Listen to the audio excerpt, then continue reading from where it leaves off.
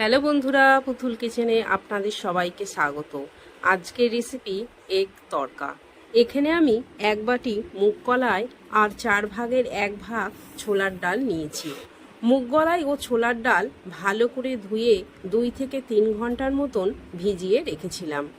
একটা পেঁয়াজ কুচি, একটা টমেটো কুচানো আর 4টি কাঁচা লঙ্কা নিয়েছি। এবার পরিমাণ মতন প্রেসার কুকারে জল দিয়ে তার মধ্যে ভিজানো মুগ কলাই আর ছোলার ডাল দিয়ে দেব।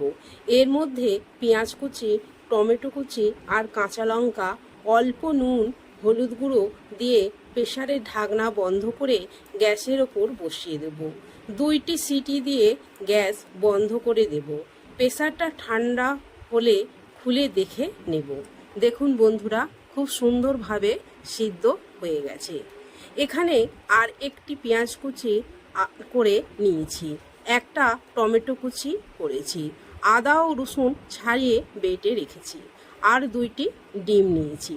গ্যাসের মধ্যে কড়াই বসিয়ে সর্ষের তেল দিয়ে একটু মেথি দিয়ে দেব। তারপর পেঁয়াজ কুচিটা দিয়ে ভেজে নেব। এবার আদা রসুন বাটাটা দিয়ে একটু নেড়ে নেব। বাটিতে 2টি ডিম ফাটিয়ে রাখবো। পেঁয়াজ আর আদা রসুনটা একটু ভাজা হয়ে গেছে। এবার টমেটোটা দিয়ে নেড়ে অল্প নুন, হলুদ গুঁড়ো, লঙ্কা গুঁড়ো দিয়ে ভালো করে মশলাটা কষিয়ে নেব। এবার ফাটানো ডিমটা দিয়ে ভালো করে মশলার সাথে নেড়ে নেব। তারপর মুগ কলাই সিদ্ধটা দিয়ে আর একটু জল দিয়ে নেড়ে দেব। তড়কা মশলা দিয়ে আর ধনেপাতা কুচি দিয়ে নেড়ে নামিয়ে দেবো।